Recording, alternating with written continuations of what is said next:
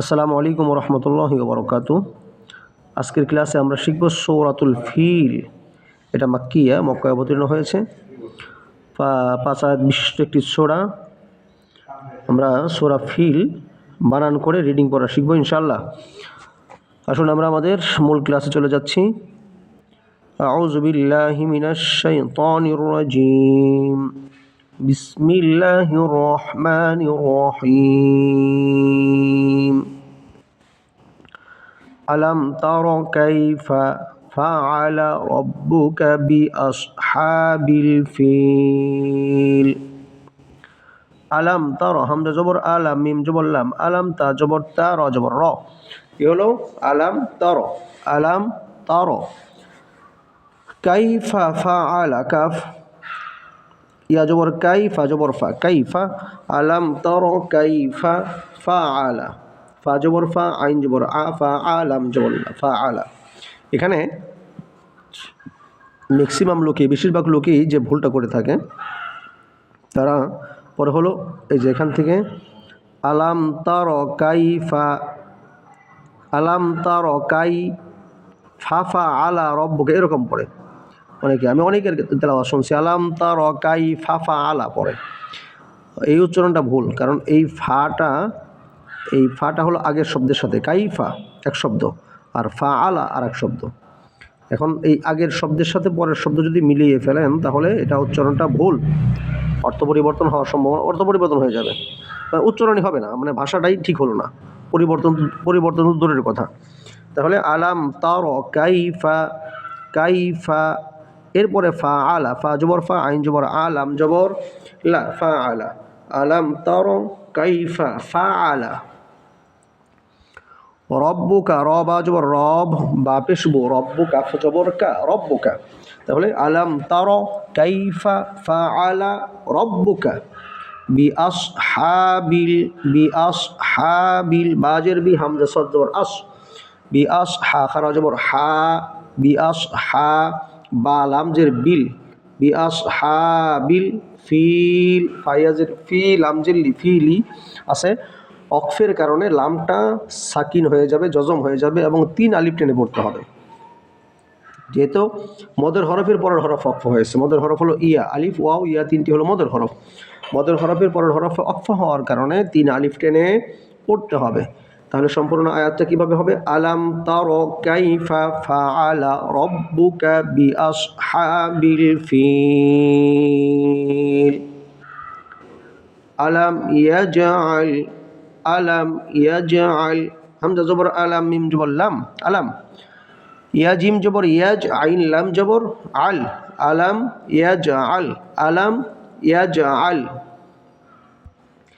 কাইদাহুম, calf ইয়া জবর কাই, দাল জবর দা, কাইদা, হামিম পেশ হুম, কাইদাহুম, কাইদাহুম, কাফ ইয়া জবর কাই, দাল জবর দা, কাইদা, হামিম পেশ হুম, কাইদাহুম। তাহলে আলাম ইয়াজআল কাইদাহুম, আলাম ইয়াজআল কাইদাহুম, কাইদাহুম। ফি তাদলিল, ফায়াজের ফি, জেরের পরে জজমালা ইয়া হওয়ার কারণে এক আলিফ টেনে পড়তে হবে। মনে রাখতে হবে জবরের পরে যদি খালি আলিফ হয়, পেশের পরে যদি জজমালা ওয়াও হয়, আর জেরের পরে যদি জজমালা ইয়া হয়, তাহলে এক আলিফ করে টেনে পড়তে হয়। তাহলে ফি তাদলিল, তা জবর তাদ, লাম ইয়াজিল লি, তাদলি, লাম জিল্লি, তাদলি লি ছিল, ওয়াকফ হওয়ার কারণে কি হবে? তাদলিল, তাদলিল। وأرسل عليهم، وأرسل عليهم طيرا أبابيل।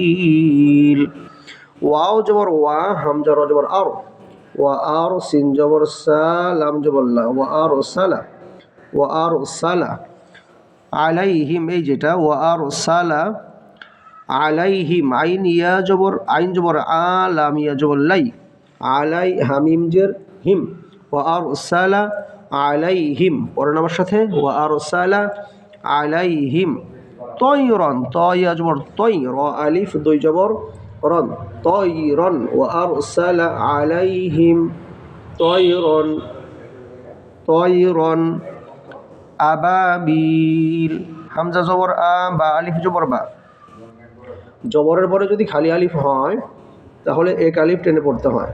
তাহলে তয়রন আবা, বাইয়াজের বি, লাম জবল্লা আবা বিলা আছে, অক্ফের কারণে কি পড়তে হবে? আবা বিল। মনে রাখতে হবে মদের হরফের পরের হরফে যদি অক্ফ হয় তাহলে 3 আলিফ টেনে পড়তে হয়। এখানে ইয়া এর পরের অক্ষর লামের ভিতরে অক্ফ হওয়ার কারণে 3 আলিফ টেনে পড়তে হবে। কি পড়তে হবে? আবাবিল। সম্পূর্ণ আয়াত ওয়া আরসালা আলাইহিম তয়রান আবাবিল